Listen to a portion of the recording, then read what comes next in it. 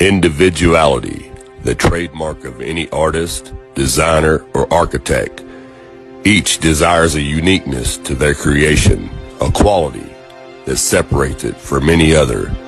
Man naturally has this individuality, his fingerprint.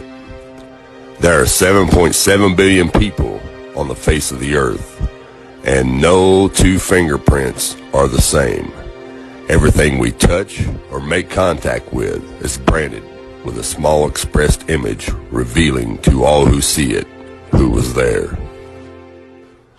Around 1200 AD, a man named Leonardo Pisano, better known as Fibonacci, who was a famous mathematician from the Republic of Pisa, considered to be the most talented mathematician of the Middle Ages, Pisano discovered a sequence of numbers that created a very interesting pattern. The sequence begins with the numbers 1, 1, 2, 3, 5, 8, 13, 21, 34, and continues indefinitely. Each number is obtained by adding the last two digits together. A rectangle with the length and width of any two of the numbers of this sequence forms what is known as the golden rectangle, a perfect rectangle. A golden rectangle can be broken down into squares, the size of the next Fibonacci numbers down and below. If we were to take a perfect or a golden rectangle, break it down into smaller squares based on Fibonacci's sequence, and divide each with an arc, the patterns begin to take shape. We began to see Fibonacci's spiral. The spiral in and of itself is insignificant. Its importance is revealed in where we find it. Take, for example, the sunflower. The display of its florets are in perfect spirals of 55, 34, and 21, the sequence of Fibonacci. The fruitlets of the pineapple create the same spiral based on the sequence. The pine cone does the same.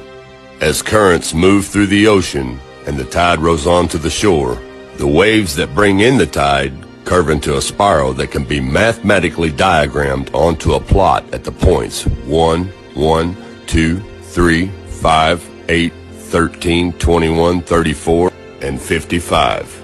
Buds on trees, sand dollars, starfish, petals on flowers, and especially the nautilus shell are formed with this exact same blueprint. With each segment of growth, the nautilus adds to itself one more value on Fibonacci scale. This blueprint can be seen around us on a small scale every day. But the greatest example of all is directly above our heads. Even the spiral of the celestial bodies above us are formed with the exact design that the tiny shell is formed. This sequence or blueprint appears to be the trademark of a designer, a proof of a creator, something left behind, indicating the one who was there, a fingerprint. As we scan our universe, from the tiny flower to the celestial bodies above, we see the fingerprint of God.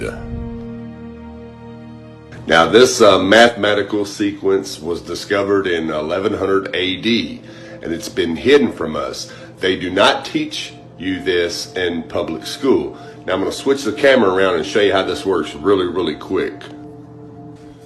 Okay, we start the sequence out with a simple rectangle, and then we make smaller rectangles within that rectangle. Okay, now here's the sequence. 1 plus 1 equals 2. 1 plus 2 equals 3. 2 plus 3 equals 5. 3 plus 5 equals 8. And the sequence can just continue on indefinitely. There's no end to it. We can just keep adding to it, and it just keeps growing larger and larger. 8 and 13 is 21. And you start your spiral going from the first number outward, and that is the Fibonacci sequence. And this simple little mathematical sequence proves that there's a creator. And there's a reason why the government would not allow this, well actually not allow it, they won't fund this sequence to be taught in public schools.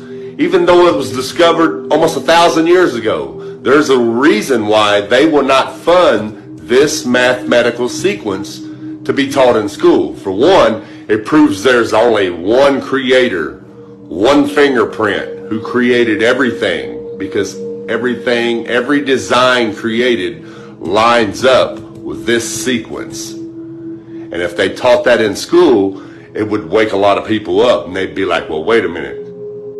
Everything on Earth has this same mathematical design, all the way down to our own DNA. You see what I'm saying? It would kill evolution theory and it would kill the Big Bang theory. That's why this is not allowed to be taught in the public schools. It's time to wake up, people. Thanks for watching, and God bless.